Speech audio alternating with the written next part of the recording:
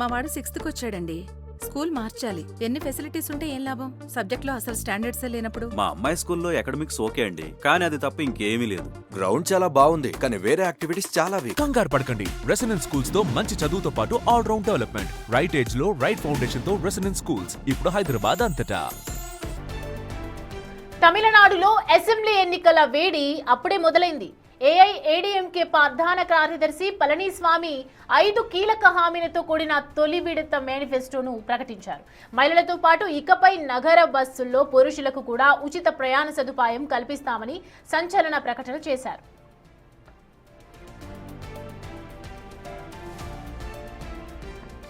మహిళా సాధికారత కోసం నెలకు 2,000 నేరుగా వారి ఖాతాలో జమ చేస్తామన్నారు.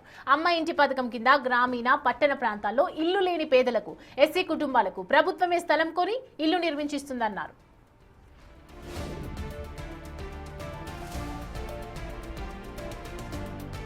అలాగే 5 లక్షల మంది మహిళలకు స్కూటీ కొనుగోలుపై 25,000 రాయితీ అందిస్తారు. ఉపాధి హామీ రోజులను 100 నుంచి 150 రోజులకు పెంచుతామని మేనిఫెస్టోలో ప్రకటించారు.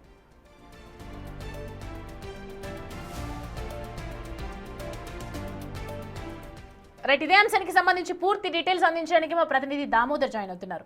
దామోదర్, మగాళ్లకు ఫ్రీ బస్ అని, మహిళలకు స్కూటీ కొనుగోలుకు సంబంధించి ఇవన్నీ కూడా గ్యారంటీస్ అన్ని ఇప్పుడే అమలు చేయటం ఏంటి? దీనికి సంబంధించి డీటెయిల్స్, రాజకీయంగా ఏదైనా ప్రకంపనలు, ముందు జాగ్రత్త ఏమని అనుకోవచ్చు దీన్ని? సౌమ్య, ఏఐడిఎంకే తన ఎన్నికల ప్రచారాన్ని ఇప్పటికే ప్రారంభించింది. అందులో భాగంగా మాజీ ముఖ్యమంత్రి పళనిస్వామి నియోజకవర్గాల్లో పర్యటన కొనసాగిస్తున్నాడు. గత 15 రోజుల క్రితమే ఆయన మొదటి విడత ఎన్నికల ప్రచారాన్ని ప్రారంభించాడు. ఇందులో భాగంగా ఆయన ఈ రోజు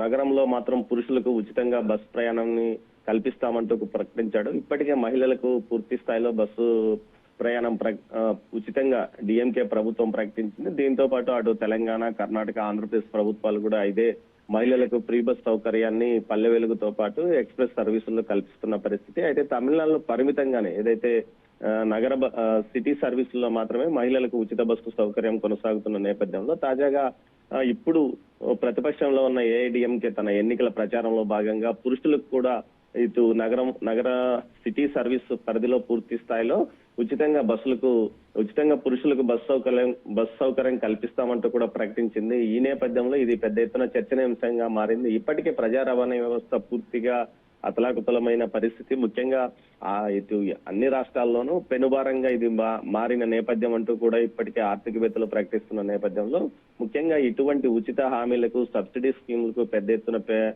పెద్దపీట వేసే తమిళనాడులో మరిన్ని ఉచిత పథకాలను ప్రవేశపెడతామంటూ కూడా ఈ ఎన్నికల్లో ఇటు అన్నా డిఎంకే హామీలు ఇవ్వడం మొదలుపెట్టింది. ఇందులో భాగంగానే ఇటు స్కూటీలు, అదేవిధంగా ల్యాప్టాప్ల పంపిణీ, ఇప్పటికే రాష్ట్ర ప్రభుత్వం డిఎంకే ప్రభుత్వం కూడా ల్యాప్టాప్ల పంపిణీ కొనసాగిస్తుంటే ఇది మరింత విస్తృతంగా ల్యాప్టాప్ల పంపిణీ కొనసాగిస్తామని కూడా చెప్పింది.